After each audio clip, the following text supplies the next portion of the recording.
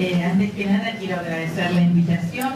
Por supuesto, venir a Bariloche es siempre tiene un plus al placer de estar con todos ustedes y hablar de un tema que realmente me compromete profundamente. Pero más allá de eso, quiero felicitarlos a todos por estar interesados en este tema, que es un tema realmente amargo, y además quiero felicitar a la organizadora, a la doctora Custet, y a todos sus colaboradores, porque realmente veo que ha tenido una respuesta fantástica, y eso que estamos en febrero, y hay mucha gente de vacaciones.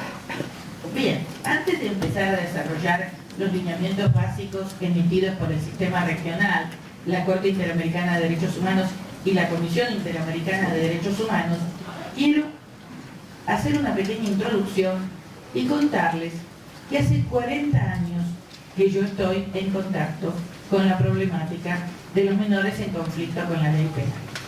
Hace 40 años empecé a colaborar con un centro que trabajaba con adolescentes en conflicto, y luego, en plena dictadura militar, fundamos con algunos amigos, algunos de los cuales recién escuché nombrar por un señor que está en la primera fila, el doctor Horacio Ravena, que actualmente está trabajando con el procurador penitenciario, y con el doctor Luis Fernando Niño, fundamos un centro que se llamó Encuentro, y tenía como misión tener un hogar en el cual alojábamos a los adolescentes que estaban en el Instituto Agote y en otros institutos, pero básicamente en el Agote, y que estaban en condiciones de salir, y el dictamen era que seguirlos manteniendo en una cárcel o en un centro, en un instituto de detención, era nocivo para su evolución, porque ya habían alcanzado los estándares máximos, pero, sin embargo, carecían de familia continente. Y nos daban los jueces, en un acto de confianza, chicos acusados por delitos gravísimos, con los cuales trabajábamos, teníamos obviamente psicólogos, asistentes sociales, recibimos una gran ayuda de Acción Ecuménica Sueca, que lo veía como un trabajo de apoyo. Ustedes recuerden que en la época militar se hizo lo que lamentablemente se quiere volver a hacer, que la imputabilidad estaba en 14 años. Es decir, que teníamos desde chicos de 14 años para arriba. Ahí obviamente interactuamos mucho, no desde el lado de la justicia, sino desde el lado de operadores, con todo lo que es la estructura de la justicia juvenil. Y debo decir, con la mano en el corazón, que 40 años después, los principales defectos siguen estando. Que 40 años después ha habido cambios cosméticos, pero no ha habido ningún cambio de fondo. Que donde antes decían situación irregular, ahora dicen interés superior del niño. Usan el mismo formulario y cambian la etiqueta, pero no estoy hablando en sentido figurado, Se usan las mismas resoluciones y se pone interés superior del niño. Entonces, me parece que lo que a Argentina se debe y lo que le está reclamando todo el sistema regional, y se lo debe porque Argentina en este periodo se ha erigido como un adalid en los derechos humanos. Entonces, lo que se debe es una revisión profunda de todo el sistema penal juvenil. Porque siguen ocurriendo cosas terribles. Yo voy a contar un hecho ocurrido a fines del año pasado, que creo que revela claramente cuál es el problema.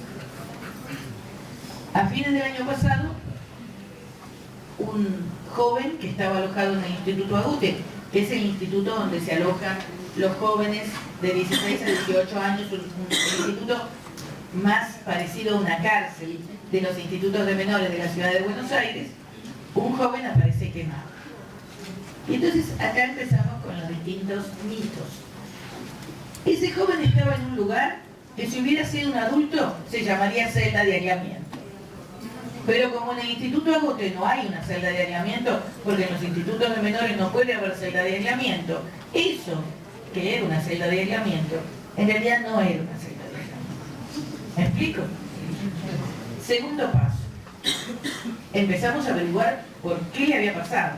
Y había prendido fuego un colchón, por supuesto los problemas de siempre, los pocos celadores, el celador se había ido, no encontraban la llave, cuando lograron finalmente acceder al joven, lo hospitalizaron y el joven se murió. Entonces, empezamos a estudiar el tema. La Defensoría General tiene un programa de violencia institucional, por lo cual en estos casos ofrecemos patrocinio para querellar, pero además yo investigué el tema porque quería ver si no había responsabilidad de los defensores. ¿Y qué es lo que descubrimos? Ese chico estaba privado de su libertad simplemente porque era un menor de edad. Hacía 3 o 4 días, una semana, su defensor había firmado un abreviado.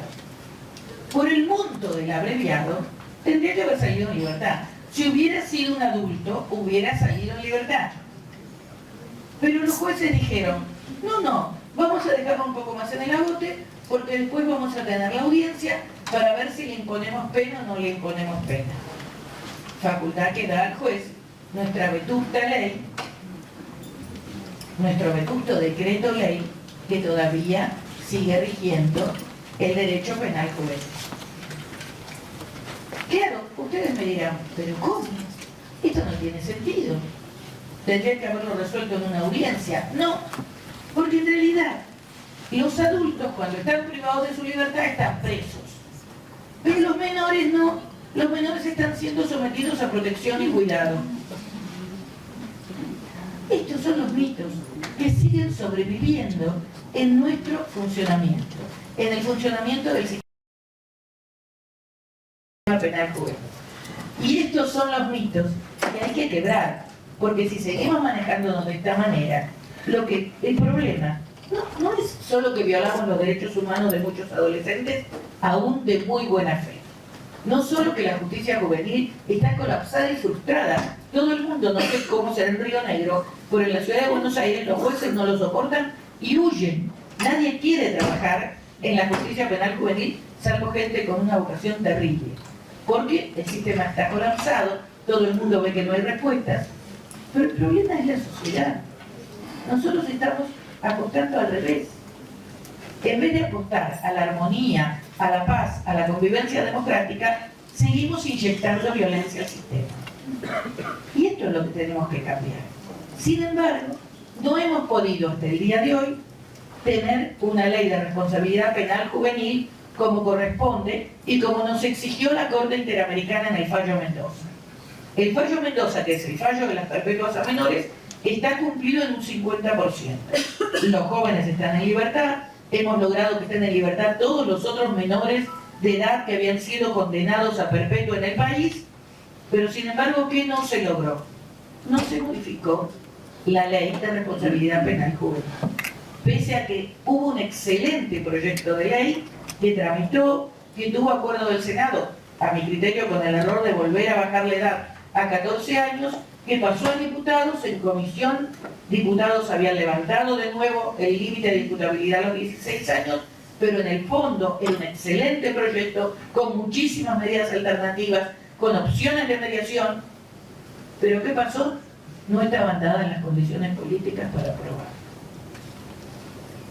¿Por qué no están dadas las condiciones políticas para aprobar? Porque tenemos una creación, yo creo que mediática, pero en la cual toda la sociedad participa, que nos hace creer que los adolescentes son peligrosísimos criminales que asolan nuestras calles y que si no nos cuidamos nos van a matar a todos, cuando las estadísticas son contundentes. En esa franja etaria el nivel de delitos violentos es bajísimo y la progresión sigue siendo muy baja. Y estas no son estadísticas que digo yo, esto lo dice la Corte Suprema en estadísticas que se publican periódicamente. Entonces, me parece, por un lado, que nos merecemos todo lo que hoy ustedes van a ver, que nos dijo la Corte Interamericana, y que tenemos que pensar todos juntos en cómo salimos de este atolladero. Porque si seguimos en esta situación, no solo hay otras, allá hay más causas nuevamente ante el sistema interamericano, no solo nos van a seguir condenando, sino que además, como argentinos, nos tenemos que sentir muy mal. Porque un país que proclama los derechos humanos, que ha hecho de los derechos humanos una política de Estado, justamente omite aplicar a fondo una política de derechos humanos en el ámbito de los menores en conflicto con la ley penal, relacionada con el sector más vulnerable de nuestra población, como son los niños y los jóvenes, que normalmente proceden de los sectores económicos más pobres, más carenciados, más olvidados, más vulnerables. La Corte Interamericana ha afirmado la existencia de un corpus juris internacional de protección de los derechos de los niños, integrado por el juego armónico de los siguientes instrumentos. Obviamente la Convención Americana de Derechos Humanos, la Convención sobre los Derechos del Niño, que muchas veces parece que solamente se ha leído el artículo que habla del interés superior del niño y no toda la Convención. Las reglas mínimas, las de Beijing, las directrices de Naciones Unidas para la prevención de la delincuencia juvenil, las directrices de Riad y las reglas para la protección de menores privados de la libertad, llamadas reglas de La Habana. Esto, según la Corte Interamericana de Derechos Humanos, y por ende nuestra jurisprudencia, porque la Corte ha dicho que todo lo que dice la Corte Interamericana es obligatorio, es un corpus juris, por lo cual cada vez que hay que aplicar algo que tiene que ver con menores, hay que revisar si no entramos en contradicción con esta normativa. ¿Cuáles son los principios básicos? Voy a tratar de ir rápido. Los principios básicos del derecho internacional de los derechos humanos. Interés superior del niño. ¿Pero qué significa interés superior del niño? Porque entendido, si uno revisa la jurisprudencia argentina, es cualquier cosa. Los niños tienen derecho a una mayor protección. En situaciones iguales, siempre hay que proteger más a los niños. Esto lo dijo la Corte en el caso Niños de la Calle. Cuando se trata de la protección de los derechos del niño y de la adopción de medidas para lograr dicha protección, rige el principio del interés superior del niño, que se funde en la dignidad misma del ser humano, en las características propias de los niños y en la necesidad de propiciar el desarrollo de estos con pleno aprovechamiento de sus potencialidades. Si esto es así, prisiones de 25 años, perpetuas, parece que se encaminan en ese sentido. Principio de subsidiariedad de la prisión. En el ámbito de la justicia penal juvenil, consagra el llamado principio de última ratio, en virtud del cual solo se puede acudir a la ley penal cuando no haya otros mecanismos que eviten el conflicto. Esto, en la práctica, por lo menos en la ciudad de Buenos Aires, no funciona así. Normalmente, cuando el delito es grave, aunque se espera que se haya cumplido el término por el cual hay que darle la oportunidad de ver si tiene posibilidades de reinsertarse, si ha hecho bien su tratamiento, si ha progresado, en la práctica nosotros ya sabemos que si el delito es grave, muchas veces ni le dejan terminar ese periodo, pero muestre lo que muestre el joven, lo van a condenar. Y lo van a condenar a una pena más alta que un adulto. En la práctica, el adolescente, podemos decir que hay dos tipos. El adolescente que cometió un delito mediano o grave, que es condenado a una pena más dura que un adulto. Y el adolescente que ha cometido un delito leve, al cual no se le hace absolutamente nada, no se lo vigila, no se lo controla, o sea, pasamos al otro extremo. Es o la máxima dureza o la nada. Por supuesto que en esta nada también tiene que ver la falta de políticas de Estado. Como decía la doctora Piccinini, no todo es culpa de la Administración de Justicia, porque si no hay políticas de Estado adecuadas que puedan acompañar, el Poder Judicial solo no puede armar un entramado de contención, de medidas socioeducativas, de trabajo con la comunidad. Eso tiene que hacerlo también, obviamente, las políticas públicas. Pero lo cierto es que no se hace ni una cosa ni otra. Y este joven, que a lo mejor cometió un delito menor, un delito que es síntoma, que es lo que suelen ser los delitos, lo que serían delitos si fueran adultos, las transgresiones en las personas de esta edad, claro que tiene que ser acompañado, vigilado, ayudado. Ahí sí hay que trabajar fuertemente. Con el otro también, pero de otra manera. Pero con este, que nos ha dado un primer mensaje. No lo podemos dejar seguir en conflicto con la comunidad. Ahí hay que trabajar con la mediación penal juvenil, ahí hay que trabajar con todo el otro tipo de medidas, con la justicia restaurativa, ahí hay que restablecer la paz, pero no dejarlo. Sin embargo, en la práctica pasa eso. Si el delito es de menor cuantía, no importa, ya está. ¿Para qué nos vamos a ocupar de esto que la ley nos permite no tenerlo en cuenta? Y si el delito es grave, así el joven demuestre que tiene posibilidad de salir adelante y está superándolo, igual se le va a aplicar una pena alta, más alta que un adulto. Las reglas de Beijing exigen que la decisión sobre la imposición de una condena a un menor de edad esté precedida por cuidadosos estudios e informada por las circunstancias sociales en que se desarrolla la vida del menor. El Comité de los Derechos del Niño, en la observación general 10, dice que el recurso a la privación de libertad tiene consecuencias muy negativas en el desarrollo armonioso del niño y dificulta gravemente su reintegración en la sociedad. A este respecto, el apartado B del artículo 37 estipula expresamente que la privación de libertad, incluida la detención, el encarcelamiento o la prisión, se utilizará tan solo como medida de último recurso, durante el periodo más breve que proceda, a fin de garantizar y respetar plenamente el derecho del niño al desarrollo. Principio de proporcionalidad y culpabilidad. Respecto de los menores de edad, la Corte ha reconocido que por su desarrollo físico y emocional, así como también por su debilidad, inmadurez e inexperiencia, los niños necesitan una especial protección. Principios que sientan las bases para idear pautas diferenciadas en razón de una menor culpabilidad. Por eso, la Corte ha considerado que un trato diferente a los menores de edad es justificable y no puede ser considerado discriminatorio hacia los adultos. Por el contrario, este trato diferenciado busca reconocer el estado general de vulnerabilidad del niño ante los procedimientos judiciales, así como el impacto mayor que genera al niño el ser sometido a un juicio penal y a su sanción. Los niños se diferencian de los adultos tanto en su desarrollo físico y psicológico como por sus necesidades emocionales y educativas. Esas diferencias constituyen la base de la menor culpabilidad de los niños que tienen conflictos con la justicia. Es decir, y esto también lo dijo nuestra Corte, cuando hay un niño y un adulto, la condena para el menor de edad siempre tiene que ser sensiblemente menor que la condena que se impone a un adulto, porque se da por supuesto que hay un menor grado de culpabilidad. Estas y otras diferencias justifican la existencia de un sistema separado de justicia de menores y hacen necesario dar un trato diferente a los niños. Este es el otro tema.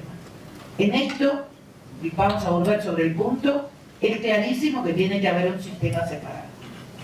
Yo estoy en contra incluso de lo que ocurre en la ciudad de Buenos Aires, donde, por una decisión de los jueces de menores de hace muchos años, que ellos pidieron así, se juzgan conjuntamente adultos y niños.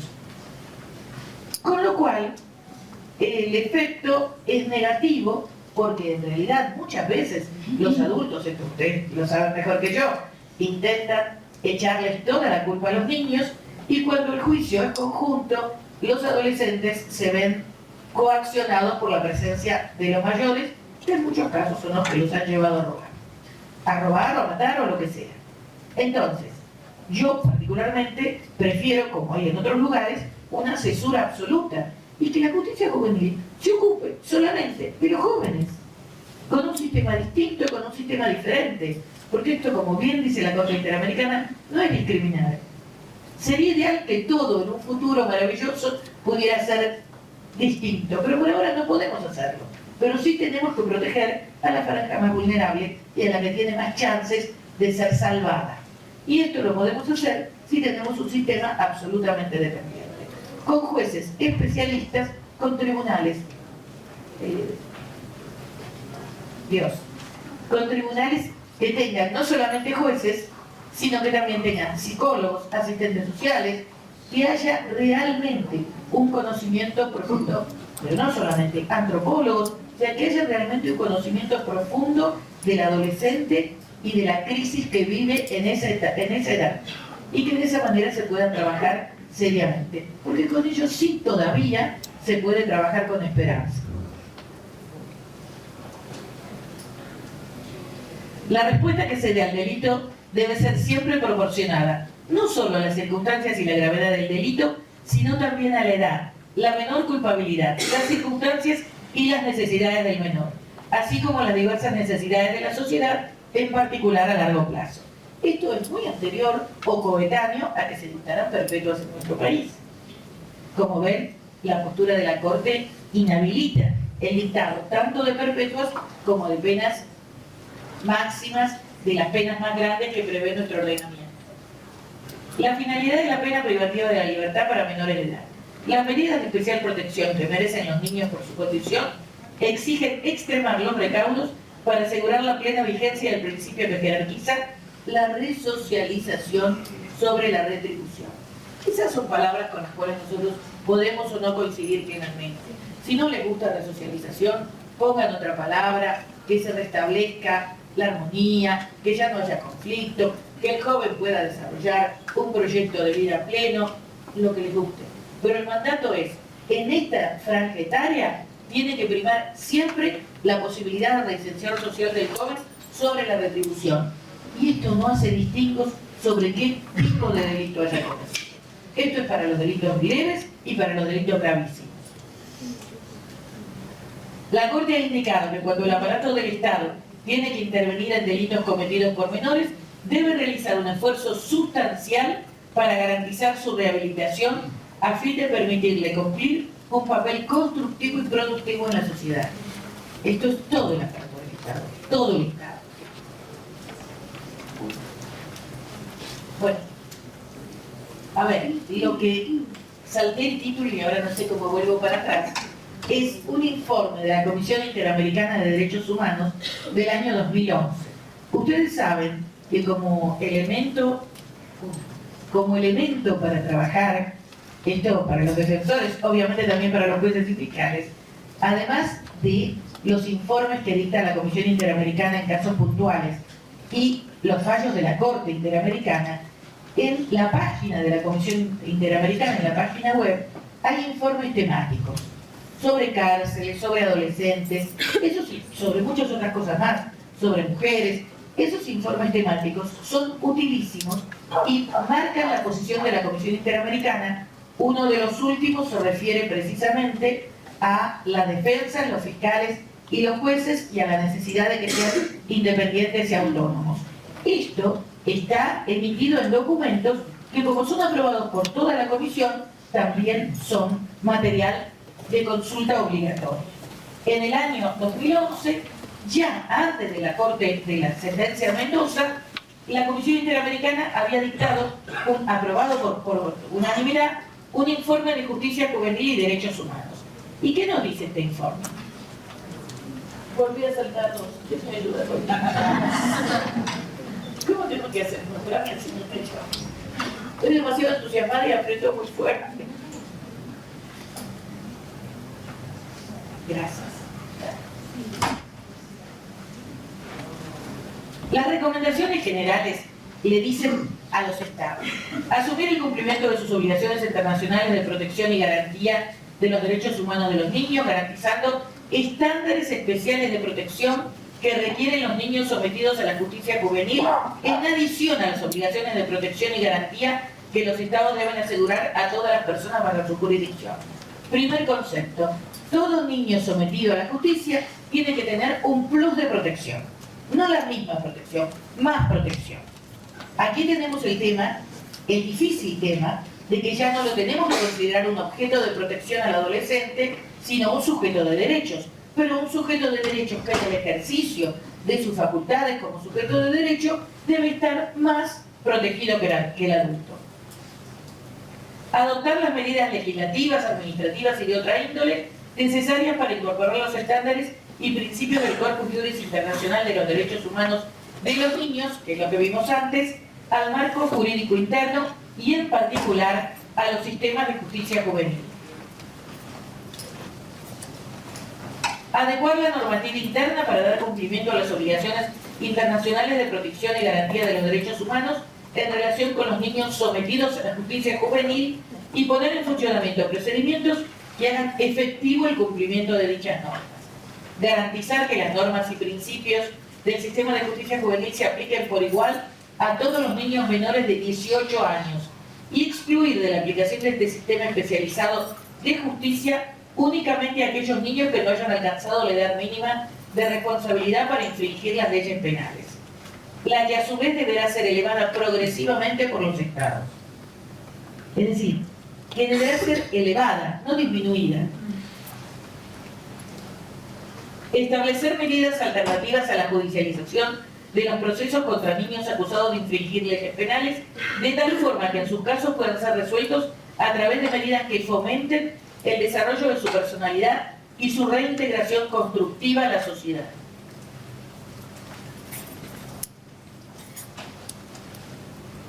Poner a disposición tribunales juveniles especializados, con cobertura en todas las regiones del territorio, que cuenten con jueces y otros operadores especializados en justicia juvenil y derechos de los niños.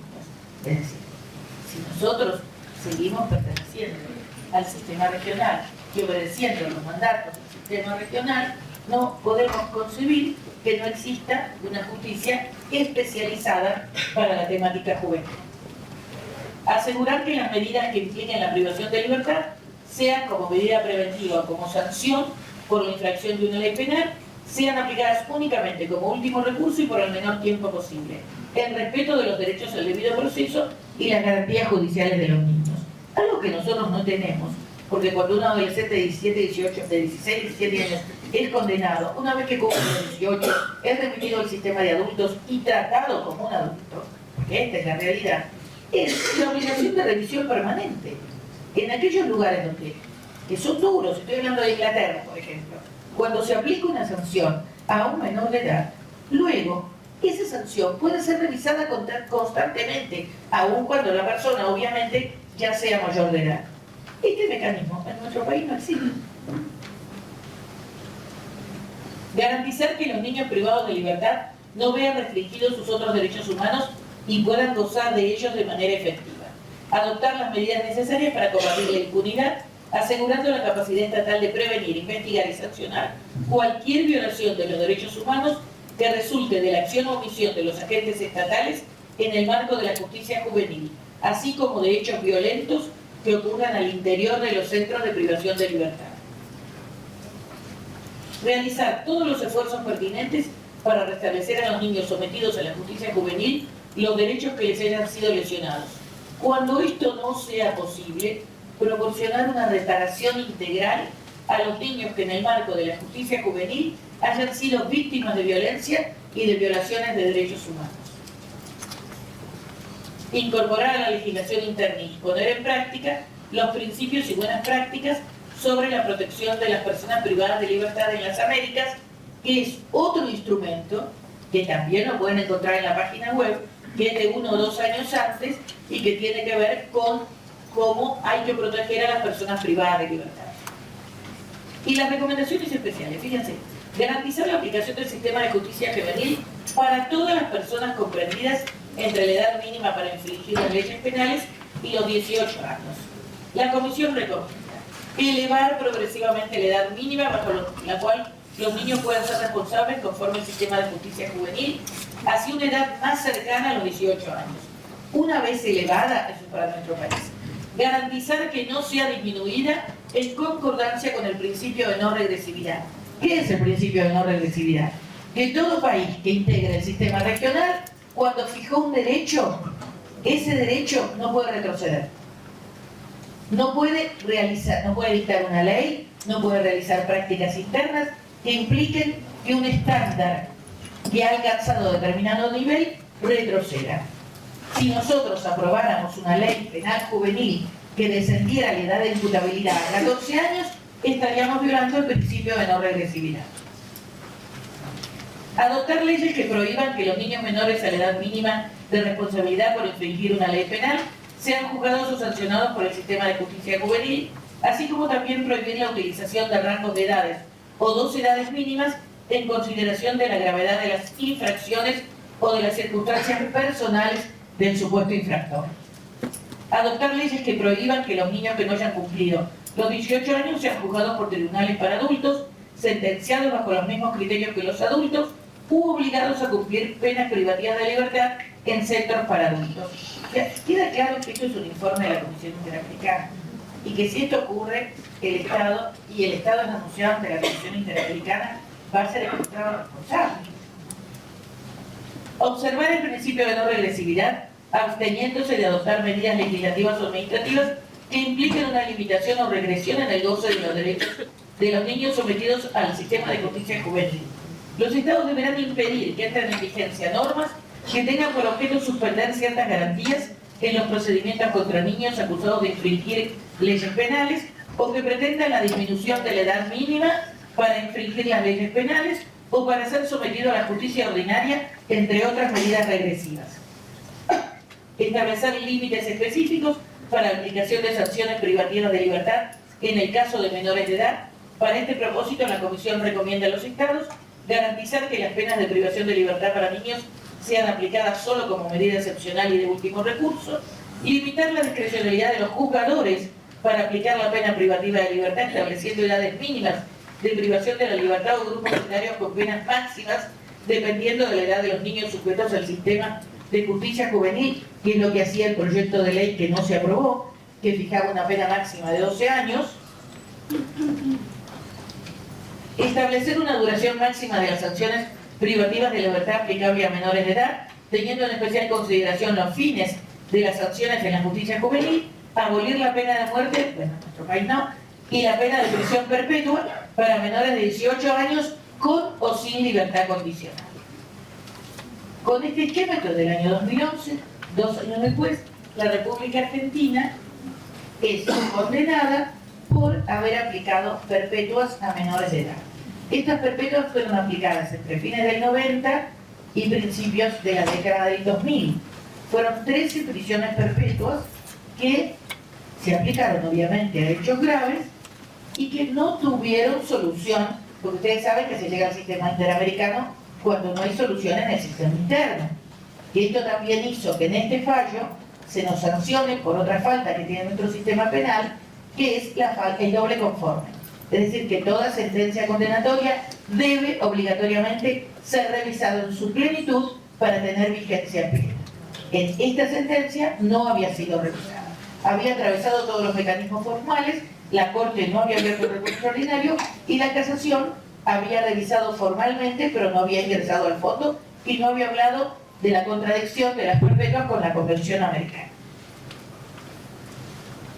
El 14 de mayo de 2013, la Corte falla en el caso Mendoza, en el que, como defensora general de la Nación, representaba a 5 jóvenes, en realidad eran 13, pero los que llegaron a tiempo para poder acudir al sistema eran 5, a quienes se le había impuesto en aplicación del decreto ley 22.278 penas de prisión perpetua por delitos cometidos antes de alcanzar los 18 años. Fue la primera ocasión en que la Corte Interamericana declaró la responsabilidad internacional de un Estado en un caso en que la representación de las víctimas fue ejercida exclusivamente y desde el inicio por la defensa pública, porque lo primero que tuvimos que atravesar fue que la Comisión Interamericana no nos reconocía, discutió si nosotros podíamos actuar, que si a nosotros nos pagaba el Estado, cómo podía ser que pudiésemos, porque esto empieza poquito después de la ley orgánica, pero la ley orgánica nuestra del Ministerio Público de la Defensa tiene prevista entre las facultades del Defensor General específicamente patrocinar a quienes lo soliciten ante los sistemas regionales, ante los tribunales internacionales. Por lo cual finalmente se convencieron, pero esto llevó una larga discusión en la primera etapa. El más alto órgano judicial de la región resolvió que las penas perpetuas no respetaban las obligaciones internacionales relativas a los derechos de los niños en violación, entre otros, de los requisitos de singularidad de la pena, privación de libertad del menor tiempo posible, revisión periódica, es lo que les decía antes, de la necesidad de privación de libertad. La Corte estimó que las sentencias nacionales violaron la prohibición de la prisión arbitraria establecida en el artículo 73 de la Convención Americana. También destacó que por su propia naturaleza, las condenas impugnadas no cumplían con el propósito de reintegración social de los niños, porque implicaban su exclusión máxima de la sociedad resultando meramente retributivas. Acá vuelve el concepto que vimos antes. el objetivo tiene que ser reintegrar socialmente y no retribuir. Además, las sanciones aplicadas constituyen tratos crueles e inhumanos en violación al derecho a la integridad personal del artículo 5 de la Convención Americana. Con el fin de garantizar la no repetición de violaciones a los derechos humanos similares a las declaradas, el Tribunal consideró que es importante reforzar las capacidades institucionales del personal penitenciario, porque también hay una cuestión de tortura, así como la de los jueces con competencia en delitos cometidos por niños, a través de una formación sobre los principios y las normas de protección de los derechos humanos y de los niños, incluyendo los relacionados con la integridad personal y la tortura. Para ello, el Estado debe implementar programas o cursos obligatorios sobre los puntos señalados como parte de la educación general y continua de esas autoridades. Esos programas deben hacer referencia a la sentencia esta, a la jurisprudencia de la Corte Interamericana sobre Integridad Personal, Tortura y Derechos de los Niños, así como también a las obligaciones internacionales de derechos humanos que surgen de los tratados. Los niños poseen los derechos que corresponden a todos los seres humanos y además tienen derechos especiales derivados de su condición, a los que corresponden deberes específicos de la familia, de la sociedad y del Estado. Yo les voy a dejar el Power, no les digo que no escriban porque el Power se lo dejo, pero les sugiero que lean, si no la leyeron, la sentencia Mendoza entera. Todo esto está afortunadamente en la página web o de la Corte Interamericana o de la Comisión. Además, cualquier decisión del Estado, social o familiar, que implique cualquier restricción al ejercicio de cualquier derecho de un niño o una niña, debe tomar en cuenta los mejores intereses de la criatura y una estricta conformidad con las disposiciones que rigen el tema. La Corte reitera que los niños ejercen sus derechos gradualmente a medida que desarrollan un mayor nivel de autonomía personal.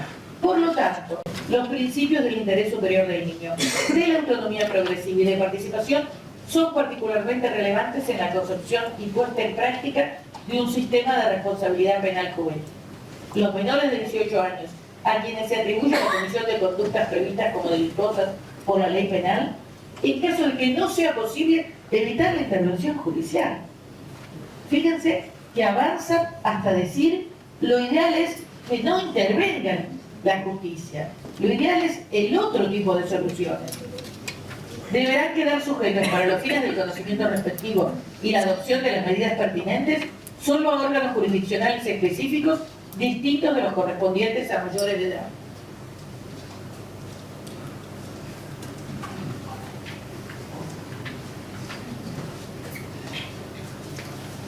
Asimismo, la Corte resalta que de conformidad con los artículos 19, 17, 1.1 y 2 de la Convención, el Estado está obligado a garantizar, a través de la opción de las medidas legislativas o de otro carácter que sean necesarias, la protección del niño por parte de la familia, de la sociedad y del mismo Estado. Considera que a fin de cumplir con dichas obligaciones, en materia de justicia penal juvenil, los Estados deben contar con un marco legal y políticas públicas adecuados que se ajusten a los estándares internacionales señalados anteriormente y que implementen un conjunto de medidas destinadas a la prevención de la delincuencia juvenil a través de programas y servicios que favorezcan el desarrollo integral de los niños, niñas y adolescentes.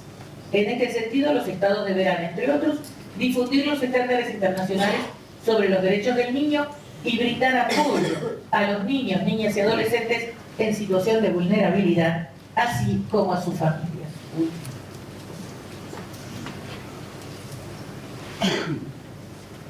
Para la determinación de las consecuencias jurídicas del delito cuando ha sido cometido por un niño, opera el nombrado principio de proporcionalidad. Conforme a este principio tiene que haber un equilibrio entre la reacción penal y sus presupuestos, tanto en la individualización de la pena como en su aplicación jurídica. Esto implica que cualquier respuesta a los niños que hayan cometido un ilícito penal será en todo momento ajustada a sus circunstancias como menores de edad y al delito, privilegiando su reintegración a su familia o a la sociedad. Este es el marco en el cual estamos obligados a actuar. No podemos, a mí lo que siempre me preocupa es vivir en un país esquizofrénico. En un país que adhiera a todos los tratados de derechos humanos, a todas las convenciones de derechos humanos, nosotros firmamos todo, aprobamos todo, lo incluimos en la Constitución, y después los operadores concretos no lo respetan. Y esto no es vivir en un país que que crezca en democracia, que crezca que sea cada vez más republicano, todo lo contrario. Entonces, nuestra principal responsabilidad es, primero, transmitirle a la sociedad. Esto es difícil, porque es un mensaje complejo. Pero es nuestra obligación decirle, una de dos, o nos aislamos del concierto internacional y decidimos abandonar todas las prácticas de derechos humanos, o tenemos que cumplir lentamente, pautadamente, no se pueden pedir milagros, pero hay que avanzar en una senda cierta sin retroceder. Yo particularmente creo que este es un trabajo que no empieza cuando el niño comete un delito. Y aquí, como bien decía la señora ministra, hay un trabajo muy fuerte en educación. Ahí hay que preparar especialmente a los docentes primarios que detecten los núcleos familiares conflictivos, y ahí el Estado tiene que salir a apoyar. Tiene que salir a detectar conflictos, tiene que salir a ver qué es lo que pasa, porque el niño que luego, cuando es adolescente, comete un homicidio o robo, tiene una conducta totalmente contraria a la sociedad y despreciando a los otros miembros de la sociedad, es un niño que ha tenido determinada formación desde pequeño, en la gran mayoría de los casos. Por supuesto, puede haber problemas especiales de conflictos mentales, pero en la gran mayoría de los casos, uno rastrea a estos chicos, uno de estos chicos, uno de los que le fue aplicada perpetua, ¿cómo empezó su historia delincuencial? A los 12 años, vio como su papá, policía de la provincia de Catamarca, ellos en ese momento vivían en la ciudad de Buenos Aires, violaba brutalmente a su hermana de 10. Él agarró el arma de su papá y le pegó un tiro en la cabeza. Así empezó la historia de uno de estos chicos. Por supuesto que fue captado por el sistema. Nadie entiende cómo, yo no quiero pensar mal, pero da para pensar mal, de repente reaparece siendo el lugarteniente de su hermano mayor de una de las principales bandas que asolaron a fines de los 90 la ciudad de Buenos Aires. Y oh casualidad, ¿qué hacía este chico? Que es el que tiene hechos más graves. Disparaba sin justificativo a toda persona que veía con uniforme. A ver, ¿ahí quién tiene que actuar? ¿La justicia penal o un psicólogo 10 años antes? Y en todos los casos, cuando uno trabaja con ellos, cuando uno se siente conversar, esto a los defensores nos pasa todo el tiempo, bucea hacia atrás y siempre hay un grave conflicto no resuelto.